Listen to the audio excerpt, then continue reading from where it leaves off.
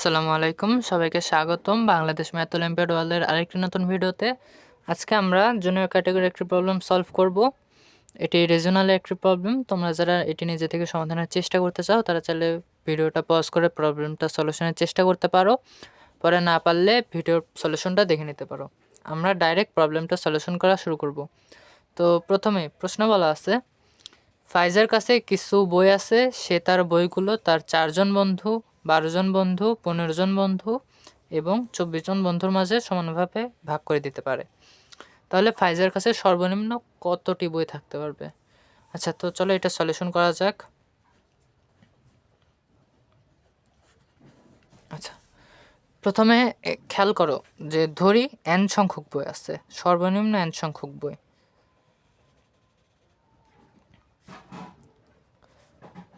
আর এখানে বলছে যে 4 জন বন্ধু, 12 জন বন্ধু, 15 এবং 24 প্রত্যেকের কাছে সমানভাবে ভাগ করে দিতে পারবে।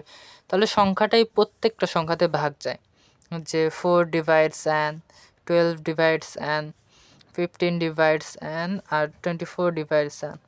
আচ্ছা, এই জিনিসটা কিন্তু তোমরা পারো, কিন্তু একটু প্রশ্নটা ঘুরাই দিছে, যে বলছে যে সমানভাবে ভাগ করে দিতে পারবে। তো যেহেতু n সবগুলো দ্বারাই ভাগ যায়, তাহলে n কোনো একটা কমন এলসিএম হবে, এই 4টা সংখ্যার মিনিমাম এলসিএমটা হবে।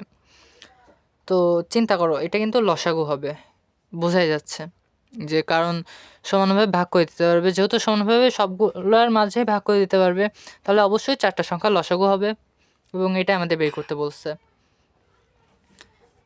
আচ্ছা, তো এই 4টা সংখ্যার লসাগু হইল 4, 12, 15, 24, 4 দ্বারা ডিভিজিবল, 4 দ্বারাই করলে 1, 3, 5, 6। আচ্ছা, 3 দিলে 1, 1, এটা 5 আর এটা 2। আচ্ছা, তো এই 4টা সংখ্যার লসাগু হবে এলসিএম ইকুয়ালস টু 4 × 3 × 5 × 2।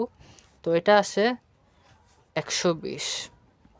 তো দেখো, এটাই আমাদের অ্যান্সার, কিন্তু প্রশ্নটা এমনভাবে ঘুরাই দিছে যাতে তুমি একটু মাথা খাটাও এই প্রশ্নটা সলভ করার জন্য, এবং তুমি দেখবা যে এই সর্বনিম্ন এতগুলা বই থাকতে পারে যেগুলা এই শর্তটাকে ফিল আপ করে। তো এটাই ছিল আজকের প্রবলেমের সলিউশন। ধন্যবাদ সবাইকে।